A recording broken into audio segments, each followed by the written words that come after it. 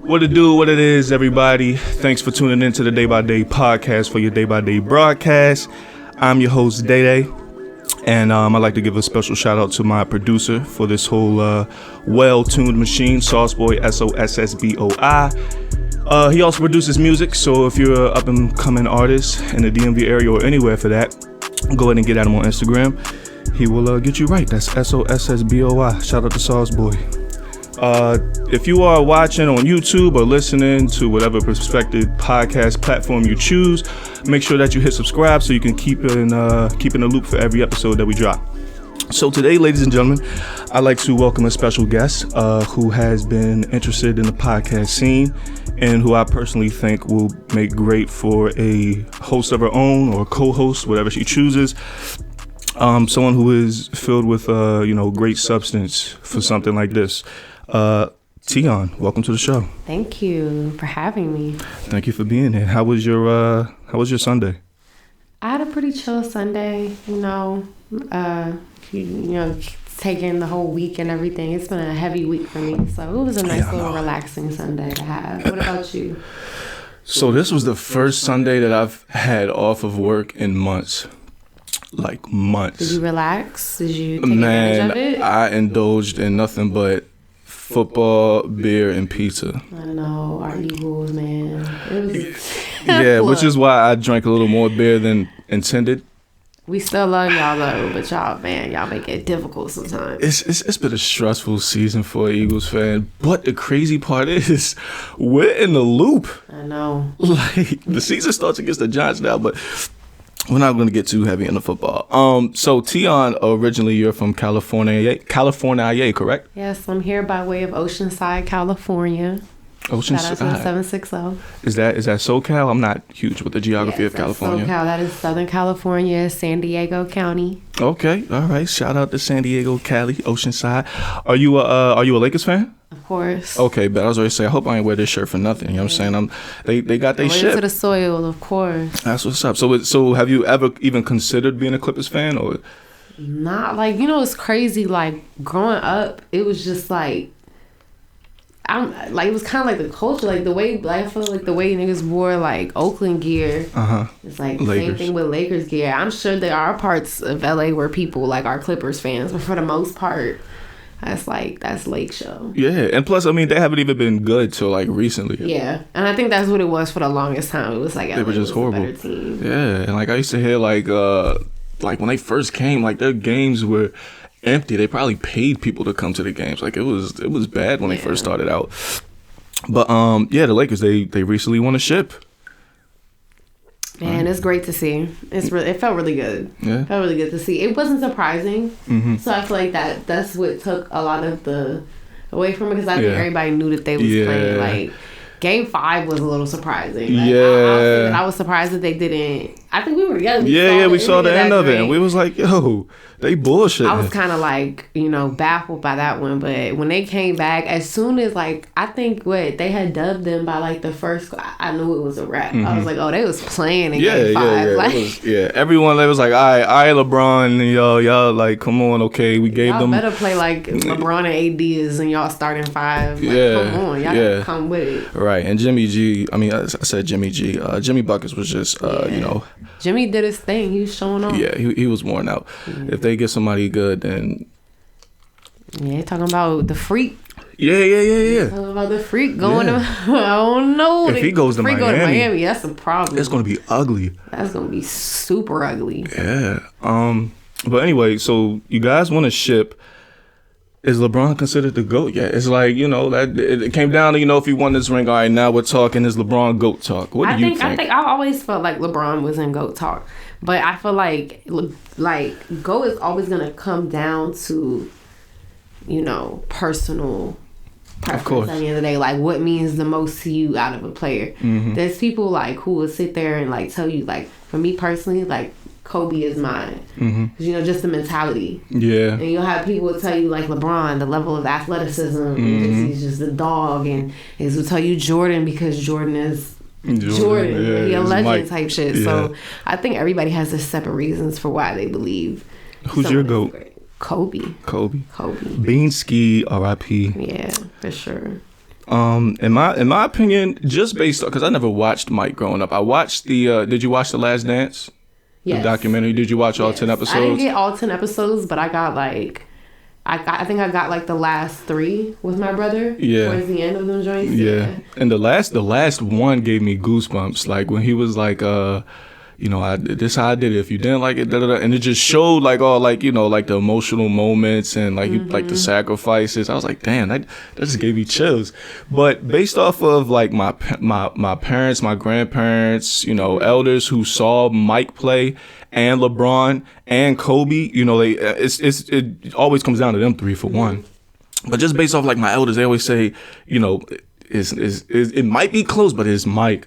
So I'll go with Mike. And the reason why I'm even wearing this is a LeBron shirt, by the way. It says Lakers, but it's a LeBron jersey. I got it from when I was working at Foot Locker for like $5. The discount was like that. But LeBron, I'm a huge LeBron fan as a person. Like, especially after Cleveland won, when he won it with Cleveland, like his speech after, when he was like, I'm just a kid from Akron, Ohio, I'm not even supposed to be here. And I was like, damn, like, that just like gave me so much respect for LeBron, along with the fact of all the stuff that he's been doing, He's very down to earth. Very, he's never in no turmoil with, his relationships, business. Yeah, that we know of that. I was ready, because, listen, all I'm saying is, the videos where he be hitting them jumpers in front of B&J, just the way she be looking at him, I'm pretty sure LeBron knocked them boots. No, not the boots. I think he knocked B's boots. I think he did. But that along with everything, I want to call LeBron the GOAT. But I can't, due to the fact that he's a sellout to the community. You think so? Yeah. The bald head community. He's not. Man. Listen, if he was the GOATs do it. Bean, MJ, like, if it's gone, let it go. Like, listen, we're fed up. We're fed up with this because this is something. Claim y'all. He's like, I don't know you niggas. And it's been like 10 years from now. Listen, this is something. This is something that chooses you. This is God's plan. You can't fake on that. You got to embrace it. Yo, we've had many conversations about this. Yeah. Listen, I'm proud. I'm a proud member of this. And you got to be. This wasn't easy to, you know what I'm saying? This started out ugly. I was hat galore for a whole year. I'll admit but you it. got the, you know what I'm saying? Everybody don't got the facial structure. But LeBron got a whole, he's had a beard since Miami, I think. Yeah, right. He had a beard in Miami. You rich and you married. Who you hiding from? Yeah, like come on, LeBron. That shit look. Men, I will say this: men, y'all don't get enough space to have y'all insecurities about things like that, though.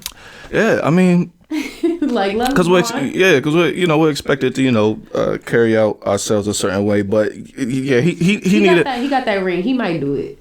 That's what I'm saying. Okay, you got your ring with LA. Now let's get it popping. Let's show your true self. The community is waiting. We're waiting to embrace you, and you faking on us. So until he comes through to the community, I'm calling it. I feel like he about to just pop out next season with the yam, like Mr. Clean, with the leather sofa. I hope he do, cause that shit look nasty. What he got going on now, that shit looks nasty. Pop out with the eat-oo. Yeah, that shit. Him and Tory Lanez. And I ain't trying to shine light on his situation, but real quick, he got a hair plug and his shit fucked up again, like bad. And it's like, and he's the worst because he went bald, got fake hair, got a hairline. It wasn't fake. That when you do the hair plug, yeah, real shit. Yeah, it's like getting a transfer. So his shit was garbage. He went bald and then went back to the betrayal. That's a double entendre. At that point, I would feel like it's destined. I'm supposed to be a bald nigga. I went and bought a hairline and fell back out. I'm supposed to be a bald nigga. That's what it is. All I'm saying is, LaBreezy, you my guy. I will label you the GOAT. I'm saying it right now. I will label him the GOAT when he chops it off while he's playing. Ain't no when I retire, I'm going to let it go. Nah. You got to let it go. White Bean did it. MJ did it. Join the club. Y'all the top 3. Join the club. Bean ain't had a beard, though, so he still maintained like a youthful appearance. Yeah, but that's even worse. If I didn't have a beard and just have a bald head, I'd look like a boiled peanut or something. Like that's like that's a even baby with a bald head. Yeah, like it's even worse if you don't have a beard. That's, you know what I'm saying. So shout out to Bean for that. But speaking of Bean, to get on a more serious note, before COVID or whatever, as soon as Kobe passed, they mentioned Lakers, that especially LeBron, that he wanted to do it for Bean. Mm-hmm. And is it just me? It was like with 2020 being one of the worst years ever for the economy, for the culture, society, whatever. It seems to me like it truly started with the passing of Kobe. Yeah, like that definitely shifted. That was like something different. The whole energy, right? Yeah. When was that? February? January 26th. January 26th? Yeah, I remember the day. Where was you at? I was at brunch. You was at a brunch? It was a birthday brunch. My brother. Oh my God. He got the phone call, and we looked it up on my phone. I got my family, like I got my mom, my dad, and my oldest brother sitting in front of me, and like we just looked at each other because we ain't even like I seen the headline. It was just like Kobe Bryant, Paris helicopter crash. I'm like young. It was you couldn't take it in at first, right? I couldn't even rationalize it. Right. I was like, just being from where I'm from, like growing up, always like Lakers, everything. Like I had you feel a certain connection to people, and you feel like you grew up with Kobe, like because he really did. Been around since we was kids. So like when I seen that, it was just different because people pass all the time and we're aware of that. But when somebody goes like that in such a tragic manner, it's hard to, and that's, I feel, what made it so difficult for everyone to grasp. It was such a tragedy. I don't think people have a hard time accepting death. I think people have a hard time accepting unexpected tragedy. Perfect, because it was like, wait, what? Helicopter crash? And then names come from every angle. I'm talking about, they said Rick Fox. It was all of his daughters. Names, right, all his daughters. Like, it was just horrible. Right, it was like, wait, it was him and like multiple people he was close to. Like, wait, what? And it happened out of nowhere. Me, I was training at Perfect Performance. I was training some of my athletes. We was in the middle of it was a Sunday, right? Was it a Sunday? Yeah, it was a Sunday. Yeah. It was we was in the middle of a Sunday training, and the kids were on water break, and one of them got on their phone. And all of a sudden, a lot of the other kids started swarming around him, and they're just like talking, like just like kind of loud, like you feel the energy. It's kind of like when a fight's about to happen, you can feel it in the air, right? So you could feel something was going on. I'm like, yo, and one of them looked at me, was like, Coach, Kobe died. I was like, Kobe died? What the hell are you talking about? Kobe? What? Kobe? LeBron just passed his scoring title. Kobe ain't died. What do you? And then that's when another one of my coaches, he looks on his phone for something, and he just looks at me and goes, yo. And I'm like, wait, what? Yeah. So I hop on Twitter. Twitter's just in shambles. Yeah. And I'm like, wait, people scrambling, trying to figure out what's going on. That was like the worst day. It was. And then when it got confirmed, like, that it was his daughter's teammate, and her parents, the pilot, of course. It was just like, wait, what? I'm telling you, like that rest of that brunch, we went to go see. We had already bought tickets to go see Bad Boys after that. Like my whole family, we was out of it. And it was a birthday brunch. We was out of it. Yeah. Whose birthday? It was my oldest brother's birthday. Oh man, I'm sorry to hear that. And that's what he said. He was like, I'm just gonna always remember this is the day. Yeah. Like, man. Yeah, it was different. Literally. So since that day, I remember that day I went to the store afterwards, and it was just in the sky. Yeah. The energy ever since then has not been the same. One of my best friends, she don't even really do sports like that. Just called me distraught. Just like, I cannot. She's like his baby girl. Like, just, you could feel the energy. It was so sad.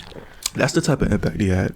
Yeah, but rest in peace to, Kobe Bryant, Gianna Bryant, and all of the victims of that helicopter crash. That was extremely tragic. Absolutely. To get on more lighter topics, considering California, who's your let's talk about music for a little bit. Who's your favorite Cali rapper right now? Right now, or singer, just favorite Cali artist, I should say. Cali artist. So we talked about I really fuck with Schoolboy Q, the groovy one. A couple of them. There's Shoreline Mafia. I don't even know if they're still like a thing right now. I think they all doing their own respective things, but they was like a cool little. You out Cali, you probably know what I'm talking about more because it's like they blowing up on some local shit. Really? Yeah, I don't. But are they like the Griselda of the West Coast or something? Like it's a couple of them. Like say like a Spanish. I think it's like a Spanish cuz like I just heard like a couple of songs from them. They thump though. Shoreline Mafia. Shoreline Mafia. I'm gonna check them out. Shout outs to them. Like I heard they got a couple songs with Wiz, matter of fact. Really? Couple joints that slap. I'm trying to think about who else I really like. Obviously Kendrick, you know. Top Dog. Yeah, the whole Top Dog. Is SZA from Cali? You know, I'm not sure. Yeah, I don't know either. I'm I don't not know exactly if they just sure. I know her come up was her, out in LA, but I don't know. You know, everybody got to go to LA to, you know, nowadays to get LA, on. But, LA or Atlanta right now. So you really never know. But yeah, I'm just like recently finding out the cool kids aren't from Cali. Really? Yeah, like niggas from like Detroit or some shit like that. Like Wow. I'm just finding this out. I was so shocked. I mean, the culture of Cali is always spread across the country, across the world at that. Like, I mean, just look at gangbanging. Like, gangbanging was a Cali only thing, and it's across the world. Like, For sure. I believe it was some of the first gangs. It was like people who had came from Chicago and settled in Cali. That's where like some of the first like Bloods and Crips were from, if I'm not mistaken. Really? Well, I don't know like about Black Panther parties from Chicago. Yeah. Black Panther definitely was. I guess because every gang, Black Panthers and Crips. I'm not sure about Bloods. They started as like community watch. Mm-hmm. And then it just, turned it was violent in Oakland. from there. They touched down in Oakland. Yeah. That's where Black Panther started. Yep. But back to music. My favorite Cali artist right now, and probably have been for like the past 5, 6, 7, 8 years. I can't pick one. I would say it's a tie between, it's 50-50 between Groovy Q, the groovy one, and Dom Kennedy. Dom Kennedy, you liked his most recent project. So I listened to like 2 songs off it so far. I have to dig back into it. But but regardless, Dom. Yeah. I mean, I've never, like, when you listen to Dom, you feel like you're in Cali. It's a Cali ass nigga for you. Good Lord. It's because Dom be talking to niggas like, if you ever had like an OG or something like that, like in the way that Dom be spitting game, it's just like it's some super Cali nigga shit. Like it's so OG old head Cali nigga shit. And he literally talks on the track. Dom is the only nigga in music I have ever witnessed talk on a track and be just. But have you noticed how that's like becoming popular right Yeah. now? Like with the with niggas like especially like niggas come out like I think Sada Baby and like a lot of them like the way that they flow and everything like that is super like I'm almost talking to you. Talking melodic type, Yeah, but it's tight though. I fuck with it. Yeah, It's so absolutely. cool as shit. But the first person I heard to really execute it the way they have is Dom. And like we said before, you just Cali all the way in Schoolboy, so you got like the calm, like you said, OG talk from Dom, really soak it in, and then Schoolboy come, Hoover. you know what I'm saying? Yeah, like he come gritty on it. Yeah. Man. Shit. I love, and we were talking about that Tukey Knows.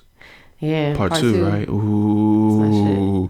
And I'm not saying I have zero attachments or affiliations to any gang whatsoever. Let me say that first and foremost. But when you listen to Tukey Knows Part 2, nigga said cuz in the first grade. Oh my God. Like Tukey Knows Part 2 make you feel my knuckles. Oh my God, that shit make you feel like a Crip. And like I said, I'm not with that shit. But Tukey Knows Part 2 will make you really feel like a Crip. And then that joint is so gritty. And then what was it? The other two, I forgot their names. But when they hop on it, they slap as well. But let me give an honorable mention. I know he's super Cali for one. Super Blood, as he calls himself, for 2. You talking about YG? YG. My honorable mention goes out to YG because of his energy. Ratchet. Yes, ratchet for sure. King of the ratchet. Can I tell him? Yo, can I tell a story? Yo, tell. So this is really why I say YG. I went to a YG concert not too long ago, within like the past year. We was in VA at a big ass venue. So that's a Jiffy Lube, right? Yep, Jiffy Lube Live. So I forgot. I think it was Snoop's concert. Or Moneybag, I don't know, but YG, was the one before the big shebang. So YG hops on and he's turned. Yeah. He's fucking turned. This nigga, like, at one point, like, he stops the music and was like, man, what's up, man? I'm from the West Coast. I'm used to seeing brand panties and bras being thrown on the stage. For real, thank you. I'm used to seeing bras and panties thrown on the stage, man. What's up? I'm from the West Coast. What y'all doing over here, man? And I'm like, damn. And then at one point, he was like, man, listen, I see a lot of bitches in the crowd. Let me just say shout out to all the prostitutes and the whores and the strippers, sex workers. I'm like, y'all make the world go round. I'm like, who the fuck shouts them out? That's gangster.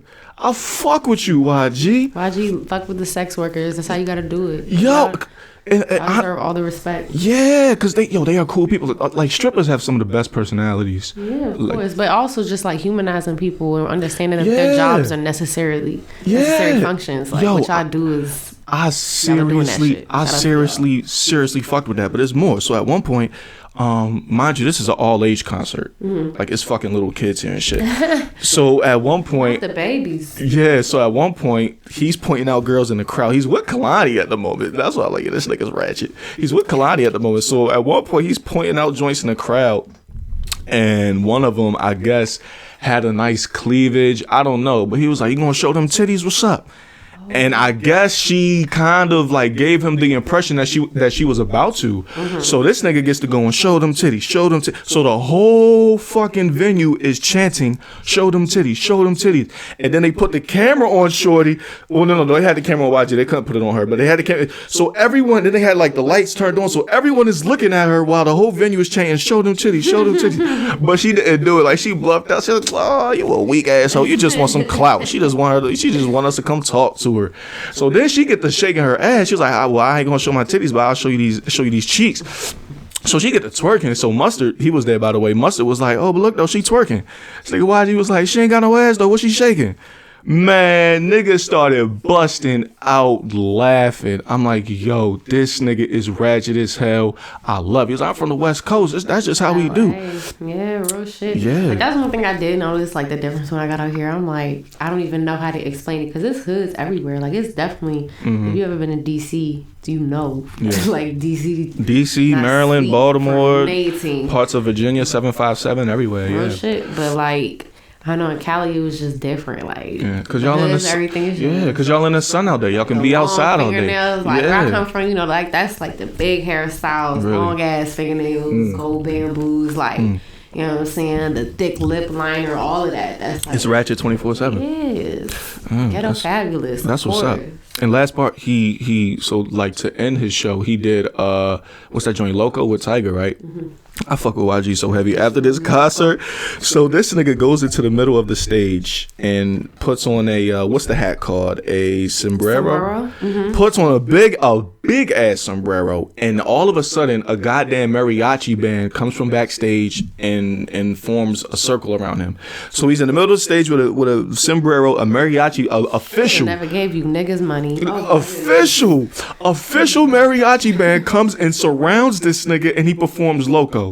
He funny as shit for that. Oh, man. And then not only that, I'm sorry, this is a cherry on top of why I fuck with YG. We're in Bristol, Virginia, about, what's that, like 25, 30 minutes from DC?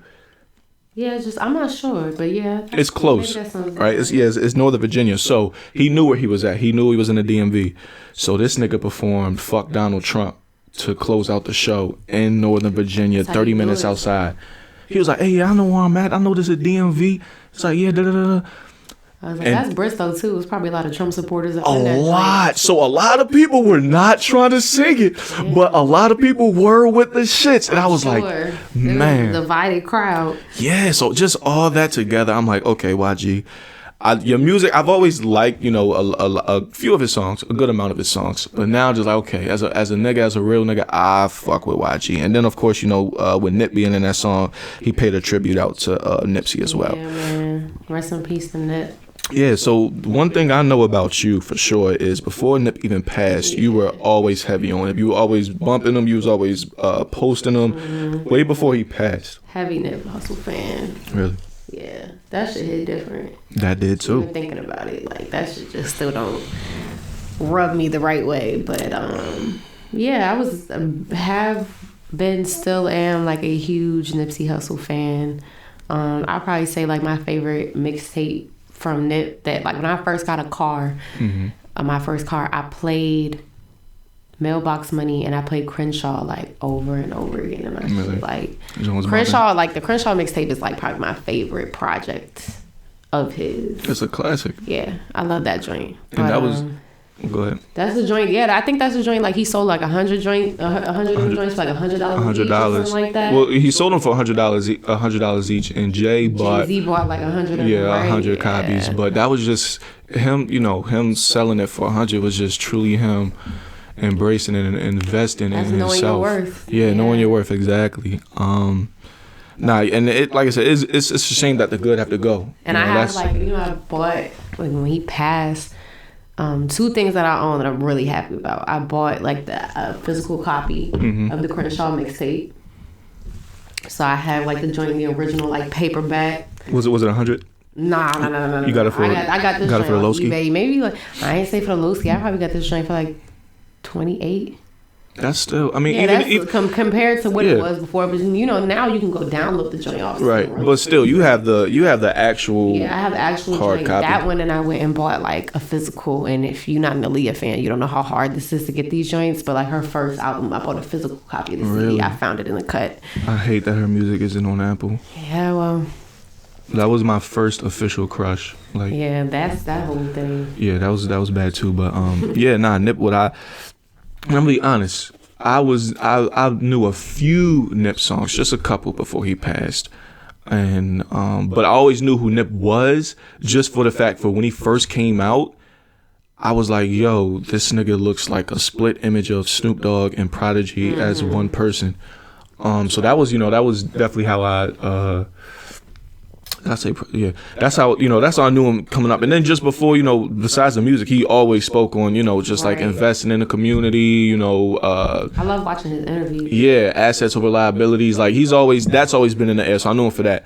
But Victory Lap, I knew of Double Up. So Double Up I knew before he passed. But once he passed, when I actually bumped Victory Lap, I'm like, damn, why did Rap niggas. Yeah. That was like Blue Laces 2 is my shit. You got this first Blue Laces. Yeah, Blue Laces one. That's actually my favorite song by Nip, the first Blue Laces. What's your favorite like Nip song? Like my favorite Nip song, and it's like I love a lot of Nip music, but I'm a youngin', so like one of my favorite Nip songs outside of like Picture Me Rolling was he had a joint on Crenshaw, Come Over with James Fauntleroy.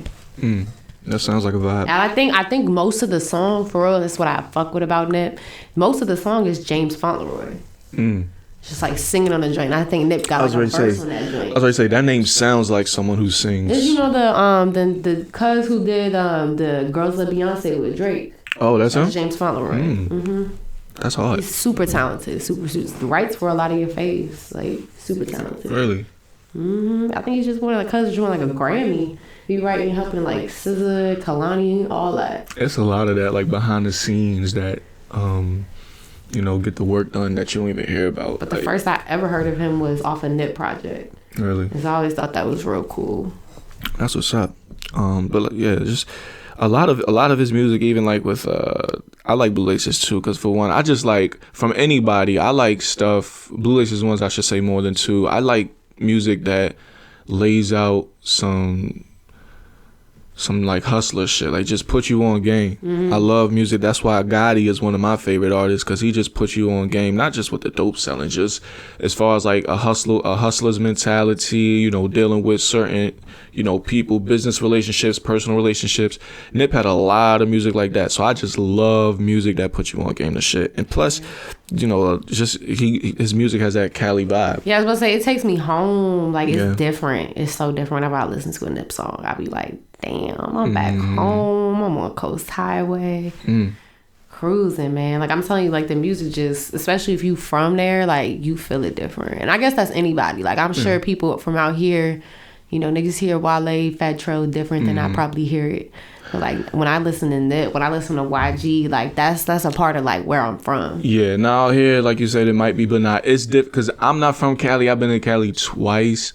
But Cali music has that vibe from back then to now. Cali just when you hear a certain Cali song, it's a Cali ass. Yeah, and it just like the beat and everything. Like YG is real big on that. Like when niggas don't realize he brought the West back in a sense of like that feel in the music, that old school like real live California gangster shit. YG like brought that back to the the last time we heard beats like this was. When Dre and Snoop was producing shit. Like, YG about that old school, like, Cadillac feel back. Yeah, and literally, like, so with me, like, especially like when like YG, Dom, Nip, when I bump Cali music, I have to, like, it's so like embracing when you bump that type of music when it's nice out, because that's what y'all know for, nice weather, right? So out here, if I'm driving somewhere and it's nice out, windows down, shades on, and I'm bumping Cali music, it's a different vibe than if I bump it in the wintertime when it's, you know, gray and cold out. So it's a certain type of esque that comes with Cali music. So what I want to do is right now we're going to get into a segment, top 5 DOA, dead or alive, and I say dead or alive for Eazy-E. But we're going to get into a top 5 DOA Cali songs that bring that true Cali vibe. Okay. You feel me? So we got top 5. So first and foremost, I was thinking about this when I was trying to, think of some songs that can go on the list. Snoop, Dre, and Cube alone can make up for all 5 if they wanted to. Snoop and the Dog Pound. Yeah. And, they really. Yeah. If they wanted, whether it's Cube alone or with NWA, whether it's Dre alone or with Snoop or with NWA, or whether it's Snoop alone. Good Day by Ice Cube has to be on the list. I'm so glad, not only that you're from Cali, I'm so glad that, thank God that joint gotta be on there. Yes. I put it just because that's the first thing I thought of. I'll put that at number 5. Number 5. If I can think of other, we'll move the list around. All right, so here's a few that I thought of. California Love with Pac and Dre. Okay. For sure. Yeah, and like I said, it's all of Cali, so we're gonna go to the Bay, 5 on it. That came from Oakland. Of course. Lunas, yeah. Of course. Yeah, so okay, so automatically what we said, Today Was a Good Day has to go on it, 5 on it has to go on it. Is California Love going on it, top 5? Yeah. Okay. We got Regulate by Nate Dogg and Warren G. Okay. Yeah. Okay, so hold on to that. So Snoop and Dre probably could have 3, but we gotta, show love to the others. But Nothing But a G Thing. Nothing But a G Thing, okay. What was you about to say? I was gonna say Gin and Juice. Gin and Juice. I was thinking. Yeah. I'm gonna do Gin and Juice over Nothing But a G Thing. Even though I love the way Snoop come in on Nothing But a G Thing. That's legendary. 1, 2. Nah, that's but DOC. Yeah. DOC, man, he was a beast. DOC, but Nah, I'm cool with that because those two are neck and neck. Because I was literally thinking that, okay, it's we got Gin and Juice or Nothing But a G Thing. They both got the same vibe to it. I just went with Nothing. Okay, but we're gonna go Gin and Juice. Okay, so we got California Love, Today Was a Good Day, Gin and Juice. What else did we say? Did we say 5 on it? Were we holding out on that one? We say 5 on it. Okay. But I felt like next episode. Right, because that was okay, so the Gin and Juice was, Dog Pound for the next episode, right? And then Nate was on it. Thinking we soft, that joint. And then Nate was on it. Yeah. God. That's what I'm saying. Next episode on a collab tip, which is different. Yes. Okay, we're going to come back to that. So we have 5, but let's name a couple more just to see if they can, inch their ways into the list. I remember, if niggas remember when Snoop got the fuck to New Orleans for a little bit. Mm-hmm. Was down there with Master P. But a nigga that be talking about the older dick. He better lay low. Yes. Lay low was definitely my shit. That's crazy. We really be bumping the same shit. Yeah, I got that shit I got that joint right in my library. Yes. That joint was great. Up there. Yeah. What else? Straight Outta Compton. Course. Ooh. Crazy motherfucking name, Ice. Yeah. Both of them. Vaseline, I know niggas say that Ether is the best diss record of all time, and that's cool. But No Vaseline is in my opinion, raw. The most OD, better than Hit 'Em Up, better than all them joints, the most eviscerating diss record of all time. I'm cool wildly disrespectful at all of them. He can't. Son, they call I was seeing you in a video with Miss Chalet. I got a whip for you, Toby. Excuse me. Nah, I love Vaseline. I agree with you. I've always said that's top 3. He felt offended. Yeah. Nah, that's when Cube was going hard. Mm-hmm. So, okay, so we have a few. So did we come up with a straight 5? So we said off rip, Today Was a Good Day has to be on it. I'll put that at 5. 5. Today Was a Good Day just because legendary status. Mm-hmm. So we said 5 on it and Gin and Juice. Which one goes where? Which one goes at 4? Damn, how we miss Fuck the Police? Fuck the Police. How we miss Fuck the Police? It's a lot. It's so many. And I don't want to make the whole list just like NWA and Ruthless Records. But like we said, Cube and Dre alone. Dude, like niggas really.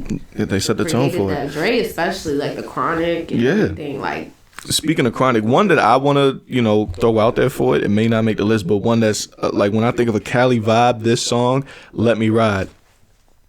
Let me ride. Remind me. I don't know. Let Me Ride. It's on Chronic. Okay. Let you just ran my me memory ride. again. Yeah, Okay. that's a Cali vibe for sure. So I'm gonna put that as honorable and mention. the original Bitches Ain't Shit. Bitches Ain't Shit. Yeah, it's right. Chronic alone could account for many. So we got all right. So boom, we're solidifying the 5. So we have Today Was a Good Day, 5 on it. California Love with Pac and Dre. The last 2, Gin and Juice. I'll take that. All right, and the last one. So we have between Regulate.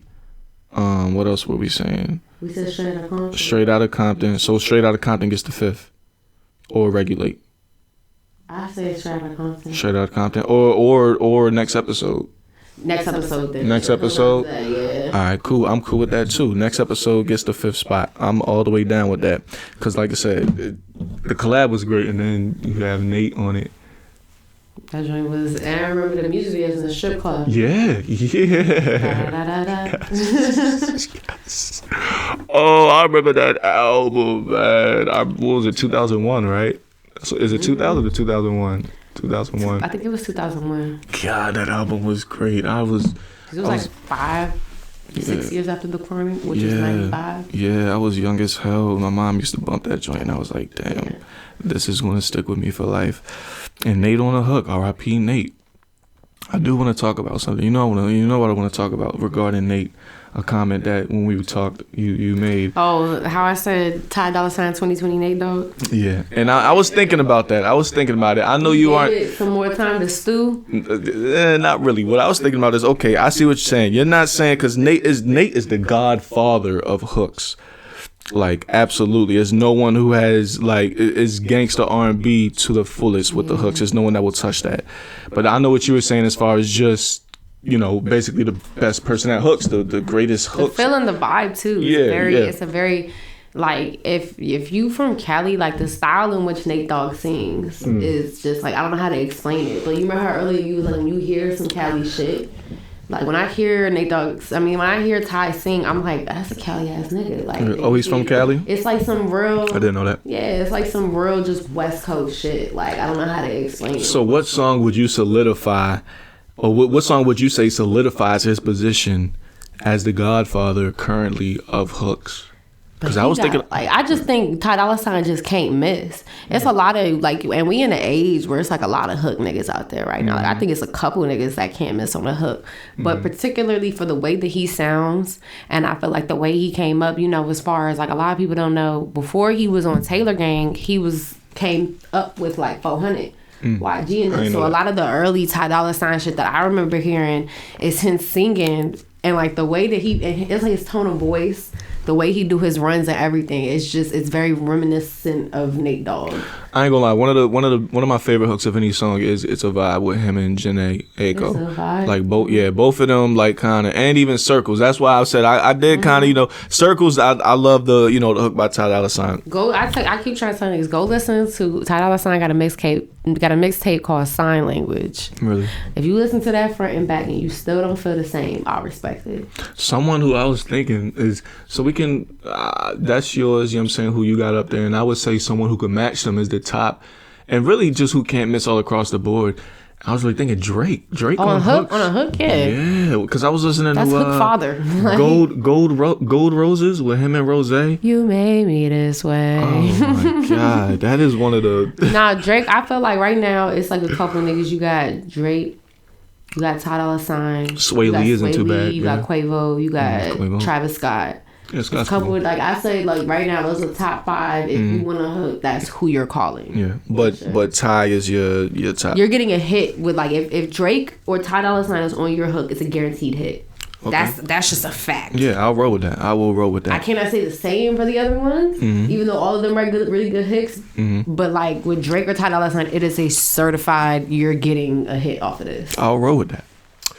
To keep things in Cali, we are on our next segment of the show called This or That, which is simple. I'm going to name 2 things for you, and you have to choose one or the other. All right? So Cali version of This or That. First on the list, we have In-N-Out or Fat Burger. Both are really good burgers, but I'm going to go with Fat Burger. Fat Burger? Fat Burger is really like some more like LA shit, but like, yeah, I'm going to go with Fat Burger. Because In-N-Out is really just some West Coast. You go to Texas and get In-N-Out. It's really some West Coast chain shit. But like, I had In-N-Out in Vegas. It was cool. But Fat Burger is like some true. Really? Is that the burger with the chili on it?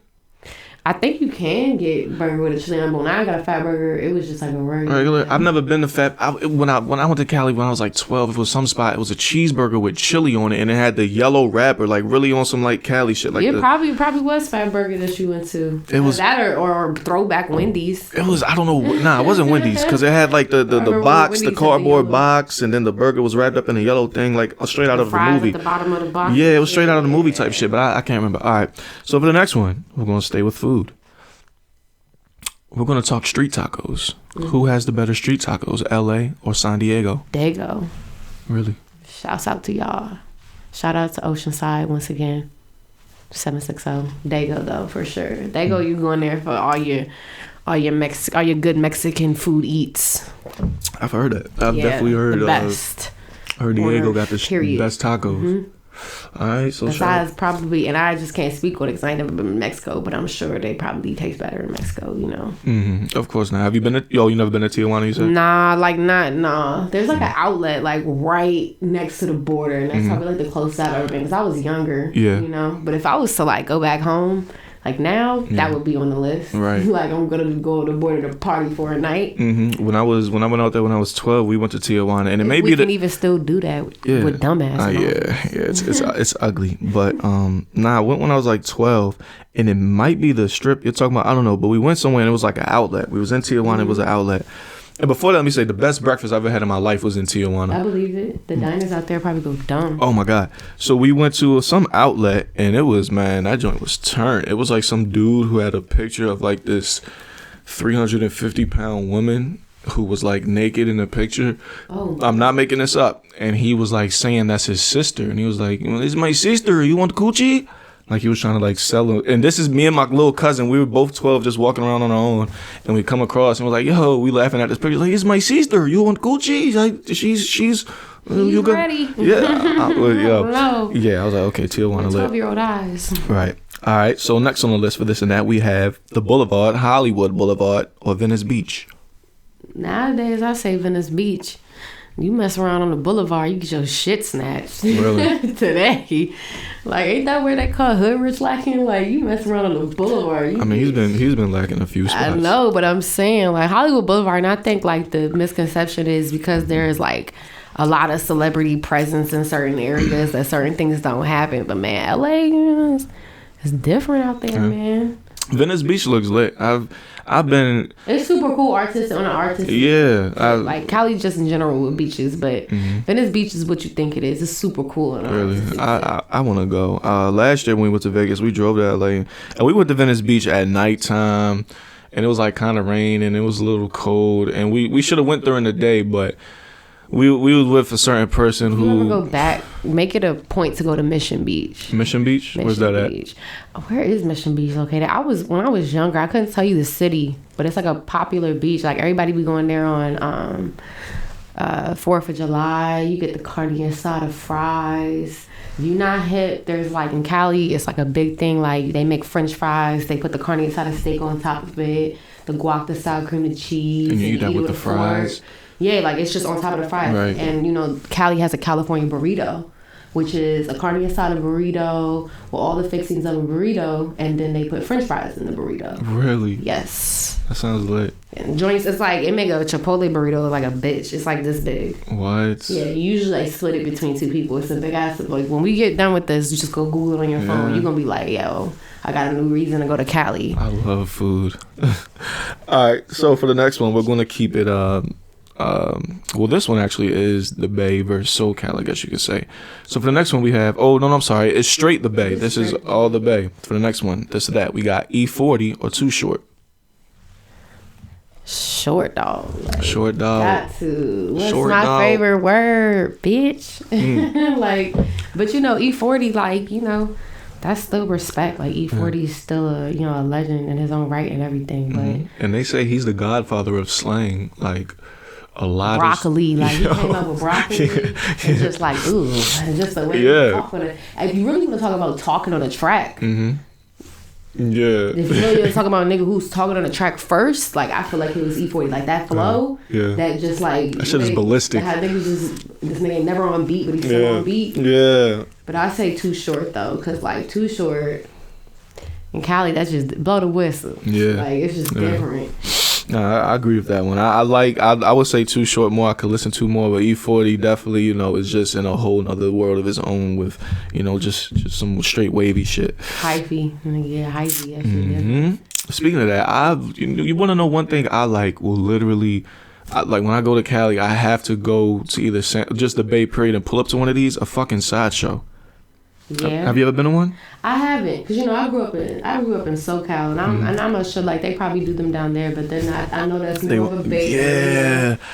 I want to go to a sideshow so bad. Like I've been looking for ones like around this area, and I'm pretty sure they don't hit the same. But when I go to Cali, I'm going to the Bay, and number one priority is to pull up to a goddamn sideshow. I want to go to one so bad. All right, so for the last one for this or that, for the last one I usually have an option of 3. So that's what we're gonna do. We're gonna pick between 3, and this is gonna range from South Central to Rancho Cucamonga, Crenshaw, all that. So we got Friday. We're talking movies. Friday, next Friday, or Friday after next. So for me, it's really between Friday and next Friday, right? Because Friday after next is funny, but like everybody knows it wasn't as good as the first 2. Yeah. And So it basically comes down to... it comes down to who'd you find funnier, Day Day or Smokey. Yeah. And it's like, damn. I think Mike Epps like he just did his shit in Next Friday, and then you got the nigga Baby Joker too. Like that was like a whole thing. You got Chico, Uncle Elroy, Elroy, and then freaking Sticky Fingers, Debo's little brother. Right. Yeah. It was a great mix. Next Friday was a great mix. Friday was a classic, but Next Friday was a great mix, and then it was Mike Epps's. Friday got all the one-liners in it though. Like the first Friday got all the one-liners. Like to this day, I still. What's your favorite line out of Friday? I got 2, and it's one of them is so like it's so in the cut that I feel like a lot of people probably won't even notice it. But when Felicia first walk up on them, and she's like, "What's up, Smokey?" Yeah, nah, that's a classic. When she hit the Great. Right. Nah. Bye, like, Felicia. And another one, I'm thinking it's in the first one, is when they come back from Stanley Place, and he go, he's like, we got about $20. Ain't that right, Debo? And he like, I got $20. He said, huh? Right. Yeah, he stood up and everything. He said, huh? And my mama used to say, what's the one where Smokey Mom used to be like, he said, what's this? Say it enough. Yeah. Make it enough. I feel like every black kid felt that at some point. Your mom ever sent you to the store? Talking about some, make it enough. What about you? What's your favorite quotables? Well, recently, I don't know, I'm so random with, like, I love movies, so, like, I will randomly say a line out of a movie for, like, a week straight. So my most recent one from Friday is when Smokey first came to Big Worm's car, and he was playing with his money, and Big Worm knew it, so he grabbed the gun and was like, I don't want to have to fuck you up, Smokey. I don't know why that's just been stuck on my mind lately, but that right now that's my favorite line. Money is like playing with my emotions, and that is a goddamn fact. That is so funny. All right, so did we actually choose one? You said next Friday, right? Over Friday after next? I say next Friday, even though Friday got like the most quotables. Yeah, and like you said, it came down to Ice Cube versus Mike Epps, but not Ice Mike Cube. Epps versus Chris Tucker. Yeah, but you really can't. Like, no one has ever tried to make that comparison because they both were just absolutely great. They were both great. They both did what they had to do. So what else is going on the West Coast? One thing that has had me intrigued lately, Blueface's Bad Girls Club. Have you seen that? Listen, the Zeus Network, Ray J, you're a damn menace. But no, I haven't seen it. I wasn't really big on the first Bad Girls Club, only because like reality TV is just not really my thing. In general, but for a lot of people, they love to see ratchet and messy shit, and that's what his shit consists of. I respect it because at the end of the day, it's all entertainment, and I get it. But like, nah, I haven't. I can't say that I've taken the deep dive. I saw that he was doing it, and I think sometimes I just be seeing stuff, and I think it's not really going to happen. So like, I'm surprised that he really went and made a show out of it because I thought he was playing. It's happened. I thought he was playing. It's happening. No, I'm not like it's. Tell me they watched few episodes. They was like they really let you fight on them joints. Yeah, well, the original I saw parts of the original Bad Girls Club. I mean, it's all the same. Bad Girls Club. What was that? They don't let them fight on Bad Girls Club. Though. They send them home for fighting. Really? Yeah, you get sent home for fighting. On Flavor of Love, like just reality shows and period is just ratchet, messy shit that attracts. And his shit has a lot of messy shit. But all it is it's just like any other Bad Girls Club. It's just they're younger. They're probably like from like 18 to like 22. Like a whole release form. Of course. Like, I think usually the reason you get sent home is because the show can get sued. If somebody beat your ass on set, you can sue the producers. And one snippet I saw, this one girl who I thought was like the prettiest joint on there. It was like some little Ethiopian joint. She got popped. And she wasn't on the show since. She got popped though, so I guess she was just fed up with the shit. I'm ready to go home. Yeah, y'all gonna let bitches hit me? I'm leaving. And she was hella pretty. She was like, nah, I ain't with this shit. I'm out. But the reason why I respect any hustle that's, at least somewhat, morally acceptable or whatever. But so what he's doing is, it is some, shit that gets leaked. But what he's doing with his Bad Girls Club is he's only releasing full episodes on OnlyFans. So you have to be subscribed. You have to pay and subscribe to an OnlyFans to watch it, which I think is... I respect that. I think that's a very smart marketing move. I think celebrities is fucking up OnlyFans for sex workers, but that's neither here nor there. I mean, a lot of people, just do whatever they want. Like with a couple episodes ago, I had Queasy F Baby and Freak Beezy, and I asked them if they made one. Well, Freak Beezy, he was filthy. He said he was just straight. I don't want to reiterate what he said, but it was filthy. As you can imagine, the worst shit you can imagine a man to put on his OnlyFans. You freak ass nigga.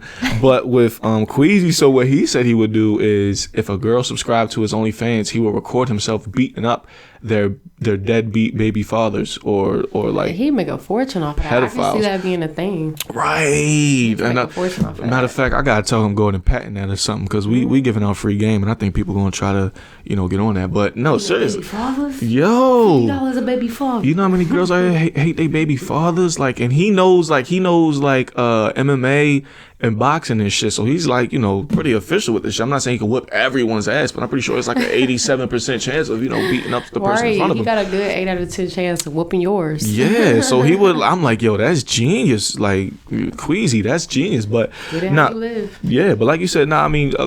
So what other things you said celebrities are like fucking up OnlyFans for sex or sex workers, even though is that really sex working, because you're not performing the sex on the customer, you're just performing acts in front of acts for the customer, right? So a lot of sex workers use it though as a means of like either marketing or advertising, other avenues of income. Like a lot of sex workers don't just like I know a lot of them. Some of them, if you're a cam girl, you might dabble in, prostitution, whichever, or I don't know what the politically correct or respectable term for that is. I'm just using the terminology. It is what it is. But so I think like with them having OnlyFans, it kind of became an avenue for being able to kind of control how you distribute, how your income comes through, and with celebrities kind of coming through and making it more of it's almost like monopolizing the game, because celebrities are coming through and it's like,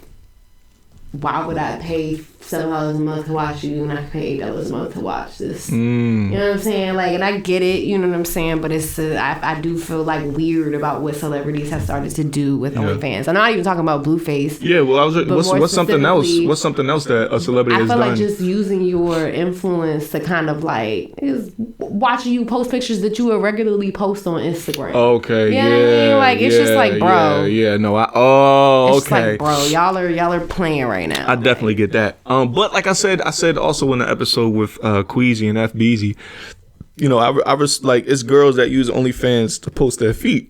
And I respect any hustle, but I see what you're saying as far as just, you know, straight, you know, jeopardizing and taking advantage of the situation. Yeah. Especially because I've seen that. Like, I've never subscribed to OnlyFans, but I know what you're saying. Like, it's shit that, you know, someone will post on OnlyFans with that they regularly post. They regularly post, you know what I'm saying, their ass like in a tight dress or in, you know, like a bikini or something, and they put it on OnlyFans. Like, they could have did that on it's celeb joints, but it's just like, I feel like they pulling away from people who's already using that joint and kind of making a bread off of it. And it's like, here the fuck y'all come, and now OnlyFans is turning into fucking TikTok. Like, everybody dropping an OnlyFans account. Like, that's a good point. Would you make an OnlyFans? Nah, not me. Like, and that's just cause like I might drop a thirst strap on the only close friends on my Instagram, but like going through the whole shebang of making the account, mostly because I'm not dedicated enough. Like, Right. I'm about to sit here and come up with content for you niggas to walk off to. Like, what I look like. Like, I just don't have the dedication. Yeah. You know what I'm saying? And close friends is definitely like a minor league OnlyFans. Yeah, because I don't gotta live up to no expectations. I post it when I feel like it. Right. You don't feel bad because you didn't pay for it. If you don't like it, you can just right. Because if you have an OnlyFans, like, people are expecting content. Right, that's what I'm saying. At least like, I'm gonna be once or twice a week. Sitting out here with the drawing board trying to figure out. All right, so I do nipple this day, a little bit of cheek this day. Like, you're just not with that much work. I'm all the way or not at all. So it's like, for me, nah, I'm good. Right. I don't see myself being dedicated to it. Respect. I'm not gonna lie. I've recently been offered, like, to help a girl with her OnlyFans. Man, do it. Go for it. Get it how you live. Listen, and you know what's crazy? I say that, but the offer could have been on the table and I could have been accepted, and it might be OnlyFans with me out there, but it's hidden. Like, it's not going to be in my IG. It's going to be some younger that see them tattoos and be like, that's what it's the tats. Before I even, you know what I'm saying, took any of it into consideration, I'm like, damn, the only thing is I just think it's funny goddamn tats. Goddamn, but like I said, if it is out there, it could be, it could not be. I don't know. It couldn't be in the future. It could be now. It could have been out for the past, what's it, October? It could have been out for like the past month. But if it is out there floating, and I ain't going to, you know what I'm saying, but it's gonna be good shit on it. Salacious activity. What else is going on? So one thing I want to talk about, right? Cardi and Offset, they, you know, went through their shambles yet again, and, you know, re-eloped, I guess we could say. And something funny came across my mind when Cardi was saying, and this is alleged, I don't know if she really said this, that, you know, what kept her around is the sex. But, I mean, I kind of believe it because, you know, just videos and stuff before. Good sex holds bad relationships together all the time. Yeah. Like, not to say that their relationship is bad. I don't know the details of their relationship, but yeah. So is sex really that important in a relationship? Yeah. I think we try to act like it's not. And for some people, maybe it isn't. But I think a lot of people, you know, just on a physical level, connecting with your partner like that, it's just, it really can make or break a relationship. And I don't think it can make a relationship work if it's not working. But I do think that, like, having bomb sex is definitely like a perk in a relationship. Like, it's definitely a pro that you check off when you think about all the good aspects of your relationship. Like, boom, well, you have bomb sex. Probably first 1 or 2, 3 things you think about. Top like, 3 for sure. And like you said, it may not be able to completely hold a relationship together, but if it does, then shout out to Fab. That's called a situationship. Like, yeah, because like the attraction to a person, which can be based off, you know, a plethora of things, but like, I think having good sex helps maintain a level of like attraction to a certain degree.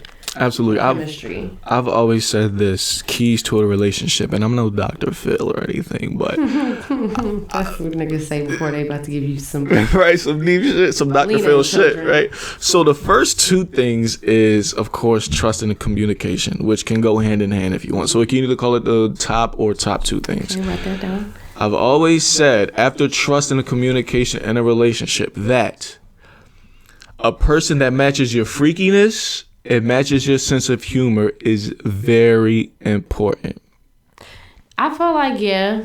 I feel like you ain't gotta necessarily match my freaky because I can step you up. You know what I'm saying? That's what I'm saying. So you at least match it. You just at least gotta match be it. open. I feel like you just gotta be open because Right. Okay. So and that kind of goes with it because I'm not saying they have to be. I'm not saying they have to be. You know, exactly doing like you said, open to what you think, and that's matching your freakiness. Because like, okay, we on the same type of time. I'm down with that. Cool. Because if you have someone from either side that just isn't open to shit, but you're just a full blown filthy animal, and they're like, cool, then I mean, I shit. lost interest in a nigga because his dick was boring. Like you're going to end up searching for someone else. Gorgeous and everything, it just threw me. I was like, bro, you gotta match the freakiness at least. Positions. Like it was, yeah. You said two positions. Yeah, I was like, bro, you know, after you try to give niggas the BOTD and eventually you're just like, oh, bro, this is what you do. Like at one point, I was like, bro, is this all niggas know? Hitting it from the back, like y'all don't pick up a Karma Sutra, dude. Google. Oh, I actually have an app called. Do your research. Do better. No, the Karma Sutra, yes. You got an app. I know you got an app. It's called 69 Positions, I think it's called. And I'm plugging them, but I don't care. If you're thinking of stepping your game up, download that app. But damn, two positions. Okay, you said from the back. What was? Might throw me off, but like. No, it's some wild shit on there. Like what the fuck? I done seen some wild shit, but yeah. Like, I just feel like if you are just consistently, like you got the same routine every time, it's gonna be like, all right, this nigga's predictable. Exactly. Sometimes it'd be fun throwing niggas off though. Like when you surprise a nigga do something new, it'd be fun throwing niggas off. But like for the most part, yes. I don't want to have to be the one introducing new things all the time. Exactly. You have to, like you said, you have to bring some new stuff, match the freakiness. Because if you're born, then the other person who isn't on that type of time is going to look for it somewhere else. And like I said on the other tip, sense of humor. You know what I'm saying? I think sense of humor is huge in a relationship. Because if you have someone dry, but you have someone who's, very lively, then they may feel like they're wasting their product on you. And they're like, okay, it's like a stand-up comedian. If I'm performing at the same venue all the time that doesn't get my jokes, doesn't see where I'm coming from, then I'm going to go into another venue because I know my shit is great shit. I know someone else will appreciate it. But just, you know what I'm saying? Just laughing is great for the human body in general. So in a relationship is also good too. My sense of humor varies. Like I think funny shit is funny, but I also have a very like dry sense of humor sometimes. But that's a good sense of humor in a way. Dry as in what? Like you may have like a white sense of humor, right? I have it's like almost like a corny dry sense of humor, or sometimes I'm very sarcastic. Yes, so you watch The Office. This. So you watch The Office. Enough for you to know, like I can be very sarcastic sometimes. Yeah. Like, it's just natural. But that's good. And I do watch a lot of The Office. You be hearing me like, that's what she said, like all the time. Exactly. That's what I'm saying. So that type of a dry, corny sense of humor is good. Like you don't want someone who only laughs at commercial shit all day. You want someone who can understand certain shit from all sides of the spectrum or whatever. Yeah. Absolutely. But anyway, kind of to go back to the sex point. So another few things that I was seeing online is it was like this couple who has like a podcast and they were talking about they're married and they were talking about the fact that having sex with one person, yada yada yada, and a lot of people were saying that leads to just the fact that okay, I gotta have sex with one person for the rest of my life, and a lot of people were saying that may lead to motherfuckers is greedy. Yeah, that may lead to. So how do you feel about that? Like, could you commit? Okay, let's say, because I mean, I can't see marriage at 25, but let's say between 28 and 30. Could you commit yourself to having sex with one person for the rest of your life? It's not that hard. I don't think so either, as long as they match your freakiness. Yeah. Especially if you like you in love and shit and all that wonderful feelings. Yeah. And if it's the right fit, you know what I'm saying? Because first of all, niggas get on my nerves in general. Like dealing with more than one of y'all at a time is a bit of a task. That's just me personally. I can't speak for everybody, but I don't think I don't think, because especially like if you've ever, I tell you what, man, if you've ever like had somebody that knows what they're doing with your body, right, and then you fucking nigga, and even if it's not new or something, like I put it like this, like I had a friend who like was dealing with this dude on a regular, but they wasn't like on no official shit, right? Mm-hmm. And I think because they wasn't on no official shit, shorty decided to double back on an old nigga because that current nigga wasn't doing what she wanted. Right. Double back to the old nigga and realized old nigga's dick wasn't for shit. And it's like she didn't realize that though until she was like, damn, like cuz was doing it right. Yeah. And like old nigga dick really not hitting for shit. But at the time, I think when she was dealing with the old nigga, it felt like it was for hitting for something. Because feelings make up for a lot. Like feelings make up for a lot, especially with us women. Like we get them rose tinted lenses and we don't know how to act. You be thinking a nigga putting it down a lot better than he really is in reality. Liking a nigga makes things go from like here to like here.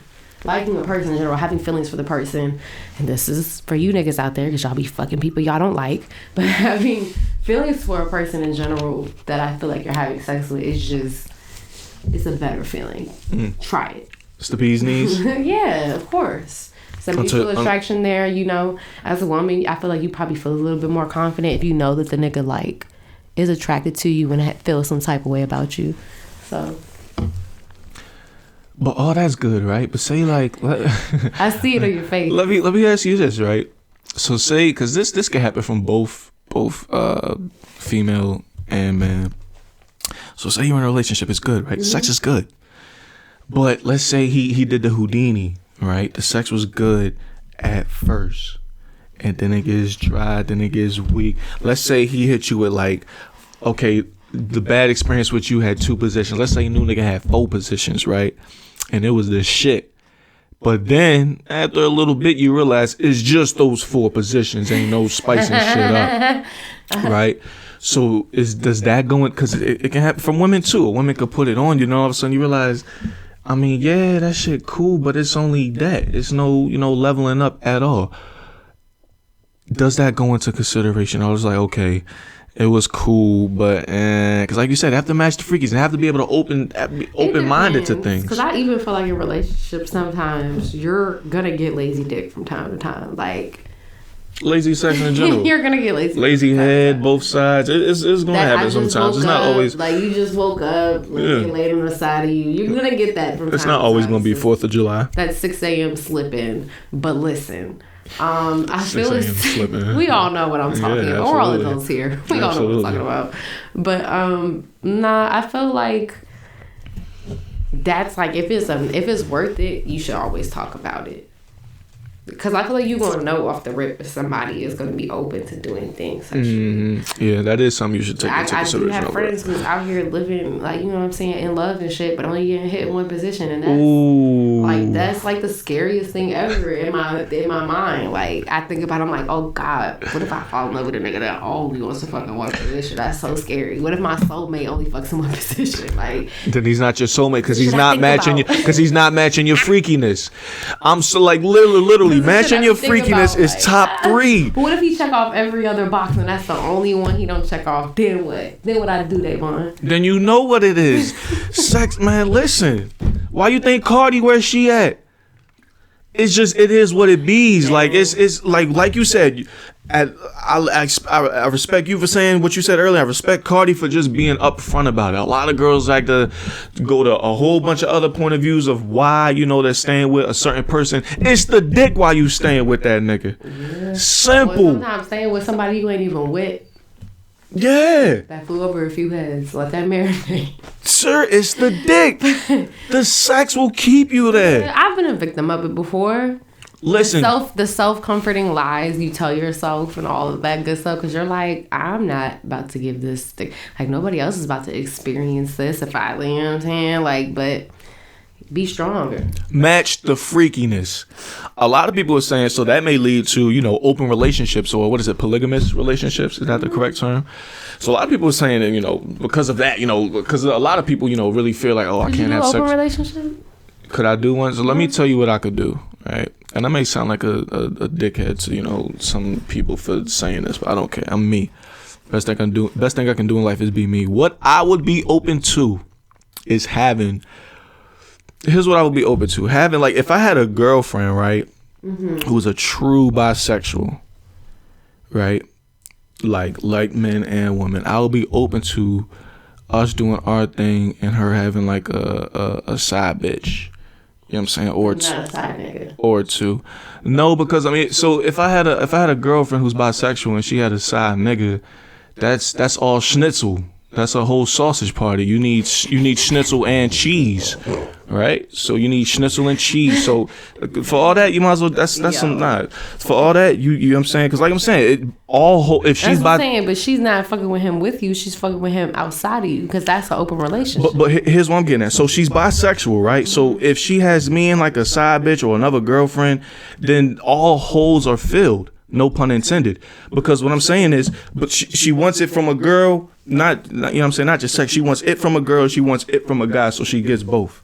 You know what I'm saying? But I won't have, like, she can't be a hoe with female. She can't have like 10 fucking girlfriends, you know what I'm saying? But she can have like 1 or 2, you know what I'm saying, side biddies. I wouldn't mind that, you know what I'm saying? And then like if we, you know what I'm saying, if we all, you know what I'm saying, did our thing from time to time, cool.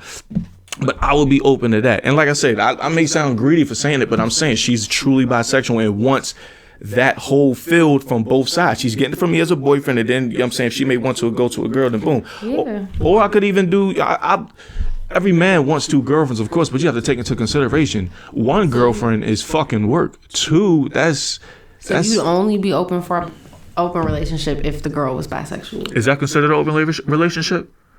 If she's bisexual and has another girl, or it can either be just hers or our girlfriend. I mean, an open relationship was whatever define however y'all define. Some people have open relationships, but with boundaries. Within boundaries, you know, you can't date these types of niggas from this type of friend group, or you can't date anybody from this city. Like for me, you can't, like, if you moving like that. Like, nah, it can't be no bitch that I stand a chance into running into. How about that?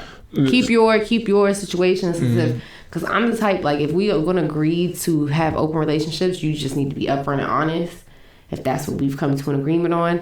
And like, I don't want to see it. Like, you better make sure that you do everything so that I don't see it, because I want no parts of that. That's your separate. Huh? Would you like be for something? If I felt like that's what I wanted to do, yeah. Like, because ultimately, like, it comes down to what I also feel comfortable with. But like, I could see that being a thing at some point, but yeah, like, seriously, not right now. Yeah, like like everyone wants to be like Lil Will. Lil Will had 2 wives at the same time. Like I said, you know, I wouldn't mind, you know, if it was a true bisexual, I would do the 2 girl. I kind of actually did that before, the 2 girlfriend thing. I mean, it was only for like 2 days, but I got to like, it was only for like 2 or 3 days, but I like literally, and it was lit. But like I said, it's females, it's egos, it's emotions in it, and one of them, you know, kind of got jealous. I'm saying, even you though, your ego and emotions played into how you feel, because you say, yeah, your girl can't have another nigga. Exactly, I know it. You know, exactly, I know it. I know it, and that's exactly it. Hey, I'm just me and me. And I think it's okay. I think, like, ultimately we've gotten to this point where we're like, oh, people aren't possessions and people aren't this, and I'm like, it's okay to just want somebody to yourself. Yeah. That is okay also. And it doesn't make you any less sexually adventurous or anything like that. Like, it's okay to want to be with your partner and only want your partner to be with you. People just need to be upfront. Yeah. Like, I respect Cardi. Like, a lot of people calling Cardi dumb. I just like what I like when I like it. Like, I can't give no definite what I would do, because it's just like, I do what I feel like in that moment. I'm a very, when I feel like an ass person. So if I felt like it in that moment, yeah, I'm with the shits. And I'm usually with the shits. Yeah. I love your approach. I love your attitude. It's jiggy to me. That's definitely a jiggy mentality to have. You're just upfront. You're honest. You're not putting on a facade. Like, all these people that, you know, I keep going back to the Cardi situation, but I say, because so many people, you know, down on her, coming at her crazy, but she's doing it. She's doing the exact same thing. Like, she just needs to get a journal. 85% of these females are out here doing with a bum ass nigga, taking them back. Like, Yeah, how? that's what I'm saying. But if you take it, that's my thing. And I say this whether you celebrity or not. If you gonna take that nigga back, shut the fuck up. Like, I just how I feel because Before I and tell after. myself this from time to time. Like, I don't need to every time a nigga hurt my feelings run and tell my friends because they're gonna remember that. Like, I'm gonna forget as soon as I, you know what I'm saying, get the pipe, but they're gonna remember. So it's like you gotta just sometimes you gotta, especially when you know y'all gonna be good again, take that shit on the chin, bro. Keep it to yourself. And I say this, everybody need a journal because running to the internet, and I know it can be therapeutic sometimes. We all do it sometimes. You might post a quote, you might post something, you know what I'm saying, just to get it out there and just to show that person like, fuck you.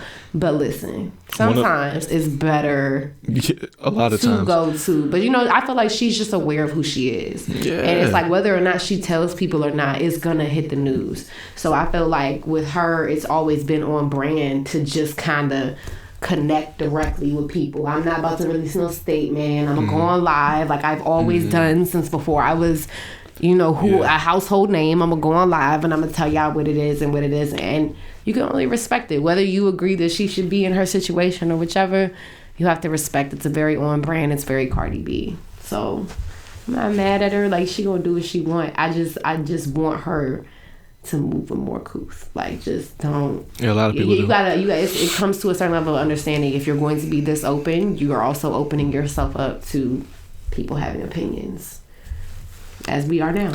A lot of people that are doing the exact same thing. But like you said, yeah, being quiet before and after, because it's, you know, before. Y'all be good at the end of the, like, you and your dude probably like make up and some more shit, and then your girl see him again, and they like, this nigga. One of the best pieces of advice I've heard is to, like, if you feel some type of way and you want to go to social media, wait till the next day. Think about what you want to say. You can say it, but say it the next day. I'll cuss a nigga out before I go to social media. Yeah, because the next day you're not even gonna want to.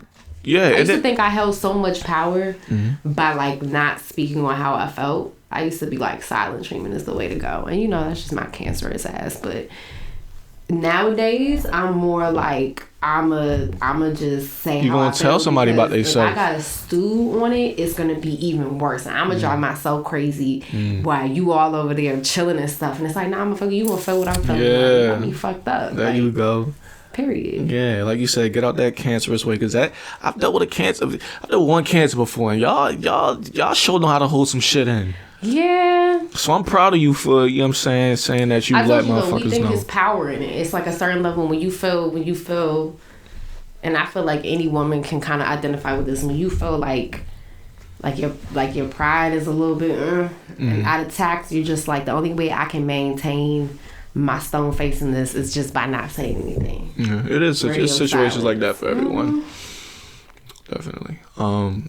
So it's officially October. Are you a big fan of like Halloween and scary movies and shit? I'm into all of it. I was just watching Hocus Pocus with my fam. That's the one with the 3 witches, right? Yes. That's a fucking classic. The Sanderson sisters. Yes, I haven't seen that movie in so Sarah long. Jessica Bette Miller. Yes, like that joint is a classic. The Nightmare Before Christmas, which is a Halloween and Christmas movie. Mm-hmm.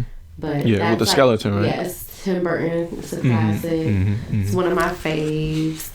I say that, and they made a Goosebumps series. Really? I know they used to have one like in the 90s. I didn't know they remade one. Neck, like, yeah. Used to have me. I love like, that theme song. Dun, dun, dun, dun, dun. Yeah, I love that theme song. Yeah, I'm into all of it. Like, I want to go, obviously it's COVID, but I want to do something this year for Halloween. Like, nobody ever invites me to nothing fun. Like, I want to do something fun. I'm so on the borderline of, should I, kind of like say fuck it and risk it and step out this Halloween, or just say next year? Because last year, something with a mask.